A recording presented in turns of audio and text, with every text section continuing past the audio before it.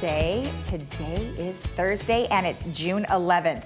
Before I tell you who's on the show, we do have a brain teaser for you. So I found another good one. So let's go ahead and read that brain teaser for you. I speak without a mouth and hear without ears. I have no body, but come alive with the wind. What am I? So you guys think about the answer to that, and we will tell you a little later in our show what the actual answer is. All right, on our show today, we have the United Update with Sue Margolis, and we also have O'Connor Mortuary with Becky LaMacca. So we will have both of those today, and Sue's got some great information for you, and then Becky wrote an article that I think you guys will really like, so we're going to discuss that today. All right, let's go ahead and tell you our meetings. We've got the United Landscape Committee meeting, which will be at 9:30 a.m., the Community Activities Committee meeting at 1:30, and then the United Resident Advisory Committee at 4 p.m. And those are all virtual, so you can log on to lagunawoodsvillage.com/meetings to be able to,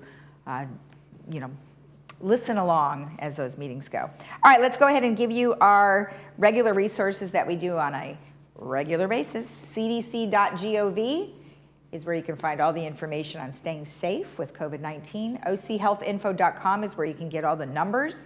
And USA.gov/coronavirus is where you can follow along with the governor's reopening of California. Or you could go to our site, which is LagunaWoodsVillageAlerts.com.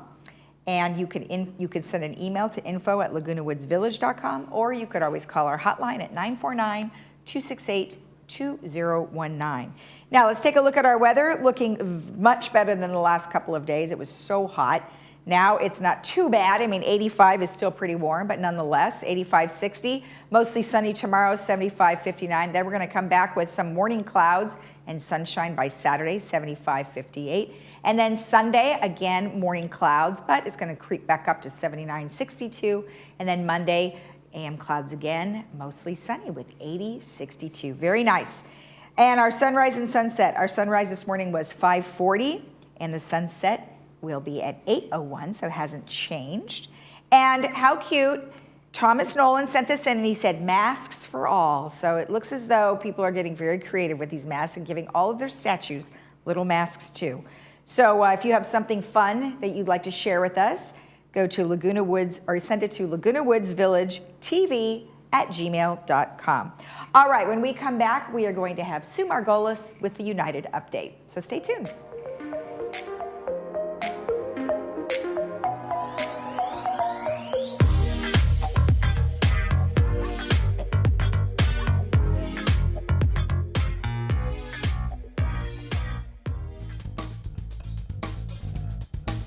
At Harvard Eye, we're so happy to be open again to see you for all of your medical and surgical eye care.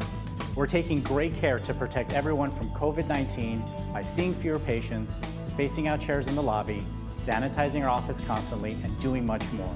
The world is changing a lot, but what hasn't changed is we're honored by your trust and confidence and committed to keeping you safe. We can't wait to see you again.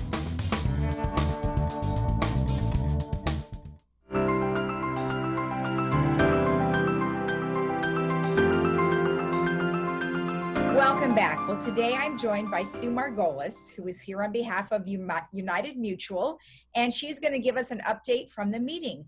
Hi, Sue. How are you? Good morning. I'm just fine. How are you doing? Very good. Everything's going well, and I'm so happy that you're able to join us today. So what do you have? It sounds like you've got some good information. Okay.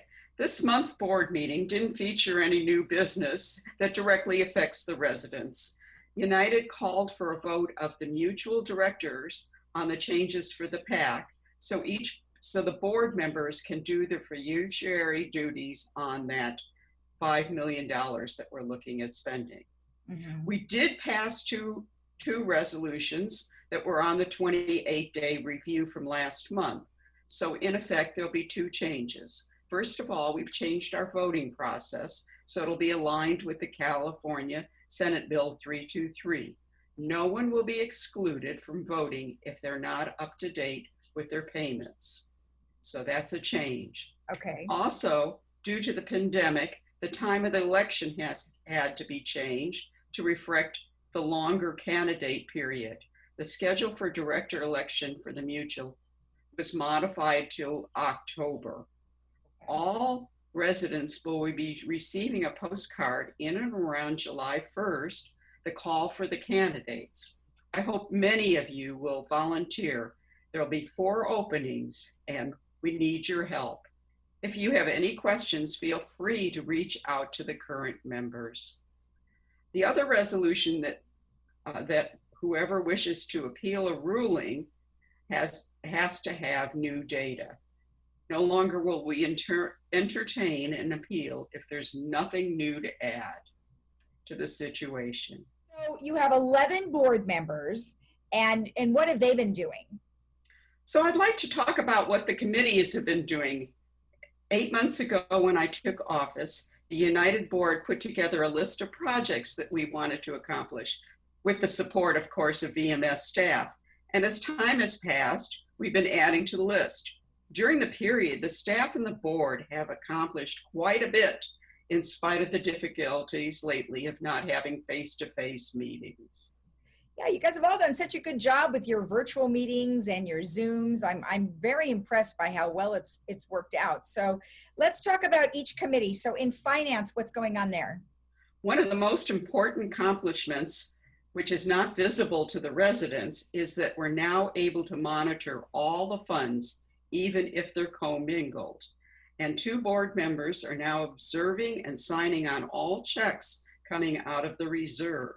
So finally, we're satisfying our due diligence and compliant with the Section 5500 of the Davis-Sterling Act. We have not been compliant for 12 years. Oh my goodness. Well, that is a great accomplishment. Good for them. That's perfect. And what about in maintenance and construction? United found a sustainable solution to continue the well-liked handyman program. And we're, unfortunately, to the COVID-19, it has not been totally implemented, but it will be. There is a project to determine the cause of moisture intrusion, one of our largest costs depleting our contingency fund. We're trying to get ahead of the problem, and roofing seems to be one of the main things. Yeah, I imagine so. And yeah, they really like that handyman program. So that's good to hear that you guys are still considering bringing that back. We have part of it brought back already, but okay. The part about having your renovations taken care of is still to be implemented. Okay, great. And how about landscaping? We asked that a map be provided so residents could predict when their area was going to have a deep cleaning, and that has been rolled out and is now on the internet. Also, many tasks where we had staff shortages, we have contracted out at a lower cost than it would have cost us in-house. So we've really moved forward on landscaping. Excellent, excellent. And architecture? Well, we haven't gotten finished with anything here, but we're working on a number of projects. We're looking at the inspection procedure, asbestos removal, and trying to make progress with the city and VMS. The process between the city and VMS for a change order, seamless, and that seems to be very difficult. Mm-hmm. Our aim is to much shorten the project approval time. Yeah, that would be nice. And how about government documents?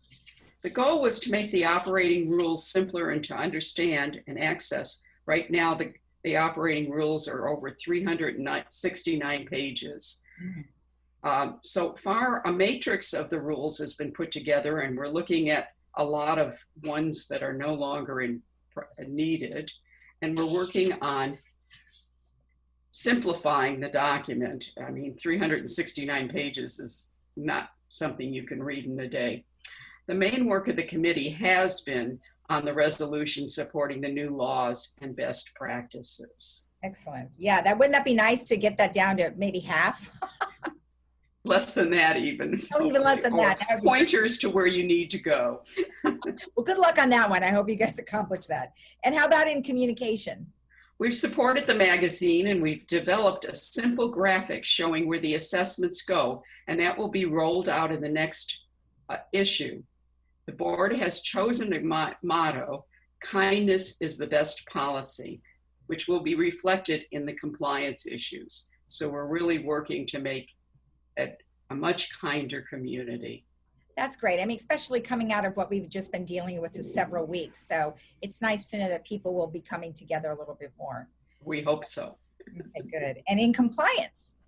United's trying to find a way to resolve the long-standing problems that may have frustrated the parties for years. We've got some that are 3 and 7 years long, and we really want to get these taken care of. VMS staff's letters will be less threatening, more empathetic to our law-abiding constituents.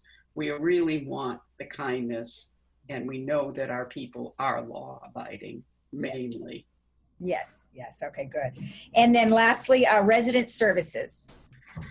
It was implemented an automatic feedback when you call for a work order, and that has been in track. We've been also tracking the time it takes to close a work order, and we're trying to get down to a lower number, but because of the COVID-19 requirements, it slowed us down considerably because some things can't be done until we have people at work. Right. Well, naturally, that would be the case. So, well, good. Well, thank you. That's a great update on the committees. Perfect. What else do you have? We've instituted a recruitment for a software research group, and it's completed. And we had our first meeting, and the second one's in the works, and it'll be right pretty soon. People can continue to join us if they'd like, just to email me, and we will add their name to the list. Okay. So I want to ask any resident that has a process or a problem that you think the board needs to work on to give me the suggestions, and we welcome your input, because next month is the budget time, and this is the time we can make changes and various things. Okay. And what kind of software is it that you guys are researching for? Well, we're looking at the HOA software. We're looking at the various areas, what is available to off-the-shelf software to support it. We would like to bring technology in to make our place more efficient and cost-effective. And so we're looking at all what's available to do that. Oh, well, that's great. And, you know, there's always going to be a little bit of a learning curve on some of those things, but eventually. Oh, yeah. Training is always a big part of these projects. Absolutely. Absolutely. Well, excellent. Well, I appreciate you taking the time, Sue, and you stay healthy. Okay.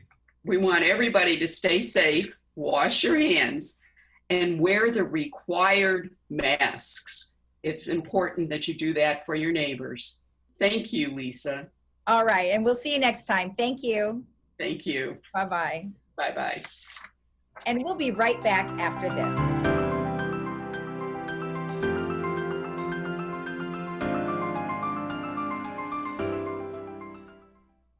Summer is here. Diane's Hallmark has everything you need to make summer cool.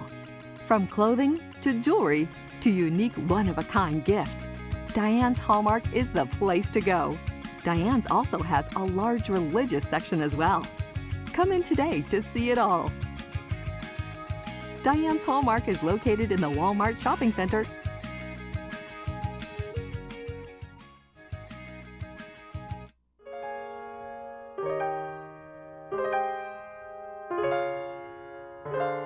Welcome back. Today I am joined by Becky Lamaka, and she is with O'Connor Mortuary, and she wrote this beautiful article, and she wanted to share it with us and just kind of give us an idea of how to notice things around you and really dive into yourself when you are dealing with loss of really any kind, right, Becky?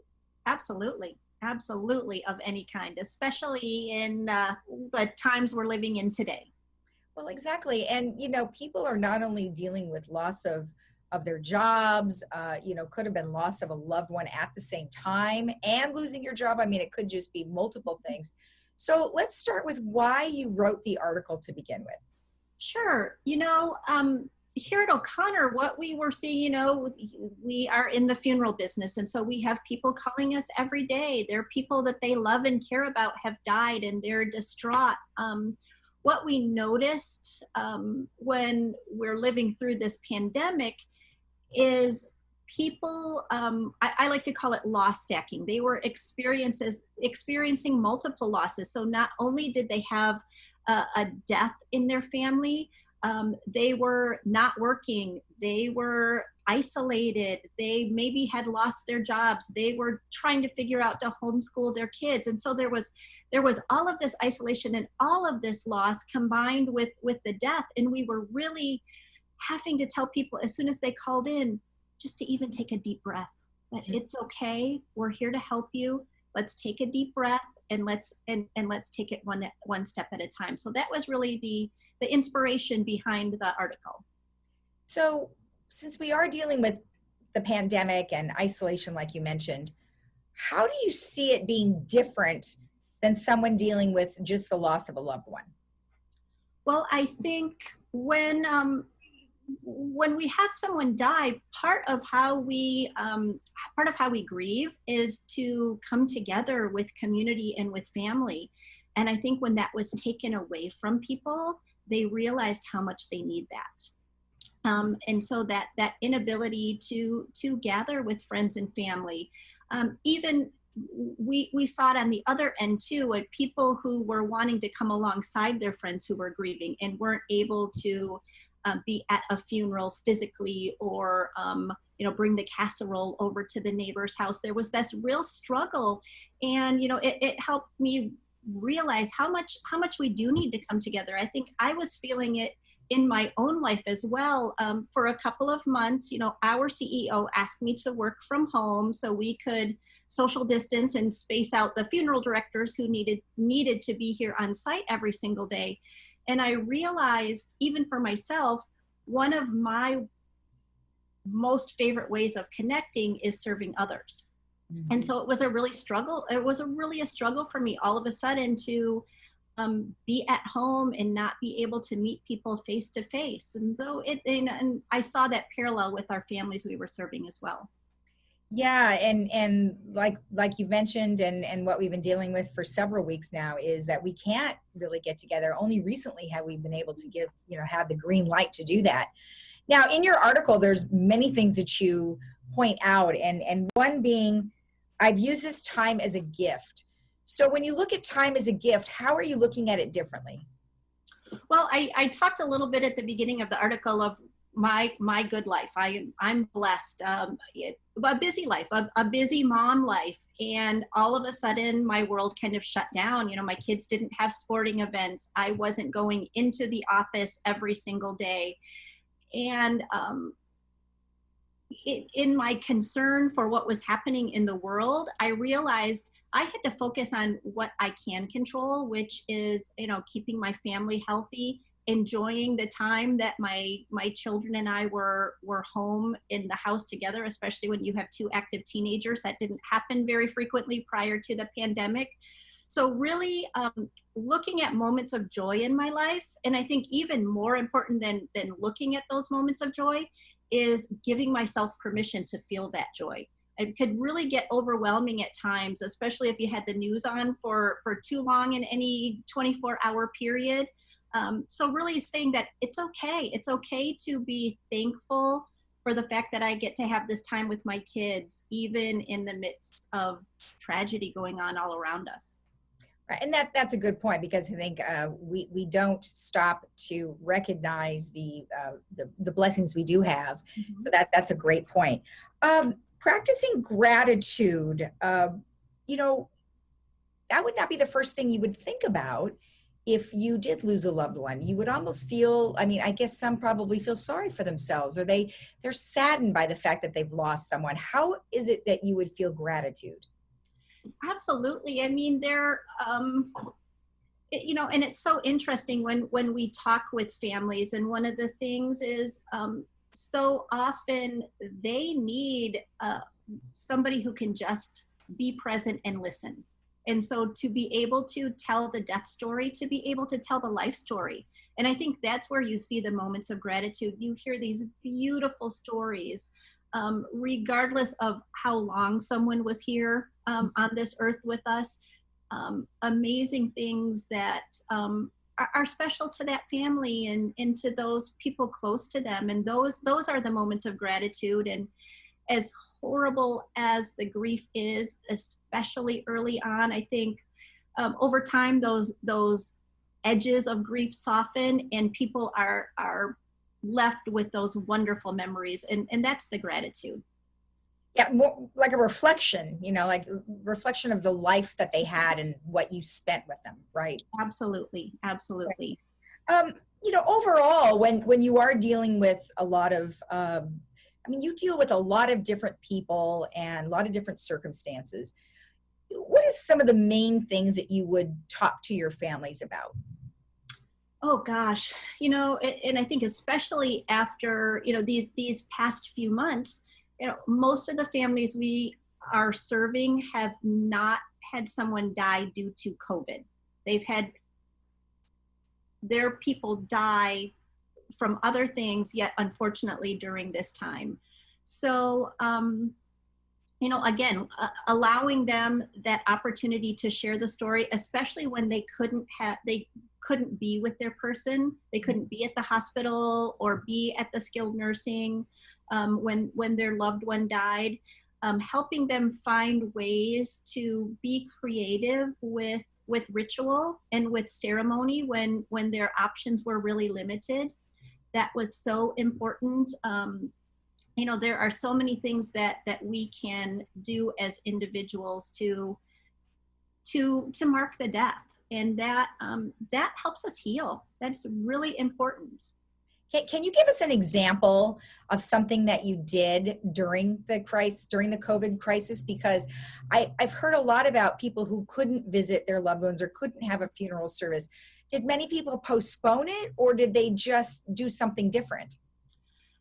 It's been a combination. We were allowed by the county to have only 10 people in the chapel. So one of the things that we did is we offered free streaming for individuals. So they, their friends and family couldn't physically be there, but they could be a part of it virtually, just like we're doing here today.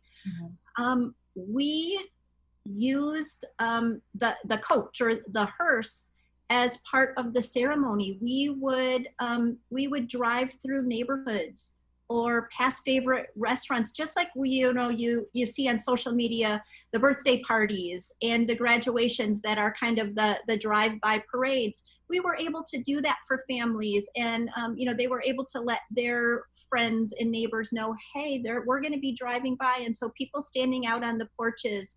And that meant so much. And then we would have people either send in or drop off on the front porch beautiful handwritten notes for families. And so we could have those available in the chapel for them. So they felt that connection and that support. Do you think that we're going to see more streaming of services, and now that you've experienced that? Oh, absolutely. And interestingly, this is something that we have done for several years. I think most people had it, unless the family was really spread out, other countries, other areas of the United States. Most people did not do streaming, but I absolutely see that it will change, and we will use technology much more than we have in the past. Absolutely. Well, I appreciate you spending the time with us. Great information. Love the article. And where can they see the article? It is in Sorbet Magazine. Yes, I'm doing an article once a month for Sorbet. And so hopefully people will, trying to make it more uplifting and positive too, because as I said, part of someone dying is sad, there's grief, yet we can use it for growth as well. Right. Good advice. Thank you so much, Becky. I appreciate it. Thank you. You're welcome. And we'll be right back after this.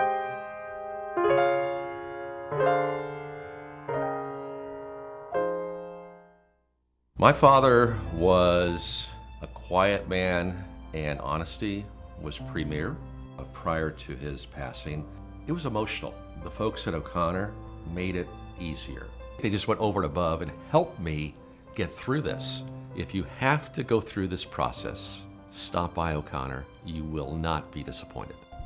At O'Connor Mortuary, our commitment is to serve our community with care and compassion.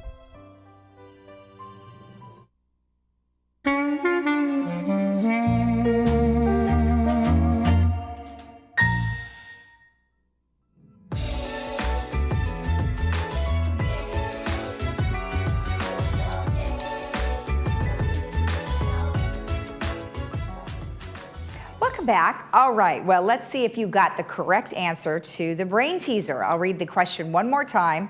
I speak without a mouth and hear without ears. I have no body, but come alive with the wind. What am I? And the answer is an echo. So hopefully you got that one right. So anyway, we'll keep bringing those to you as we get them, probably a couple of weeks, so you can enjoy those and help your brain.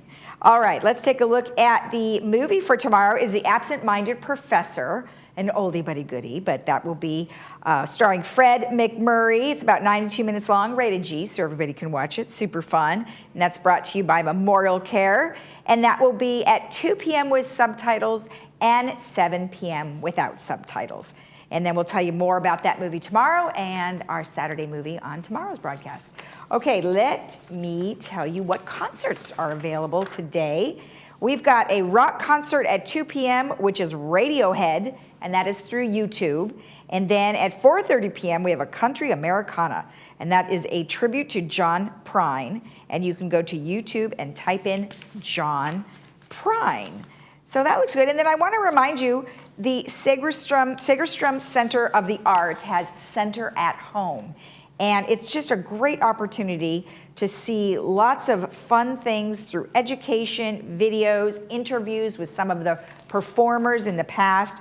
And you can go to a variety of different sections on their website, and you go to videos.scfta.org, or you can go to SCFTA on their Facebook page. All right, let's go ahead and take a look at our weather. It's looking very warm.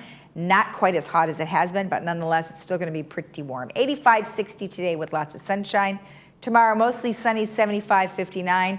We are going to start back with our AM clouds, but sunshine in the afternoon, 75, 58. And then we're going to have AM clouds again and sunny, 79, 62. And then Monday is looking just as pleasant, 80, 62, AM clouds and mostly sunny. So have a great day in the village. Don't forget, we rebroadcast at 12:30 and 5 p.m. every day, except Sunday. And we will be back with you again tomorrow at 9 a.m. Have a great day again and stay healthy. Bye-bye.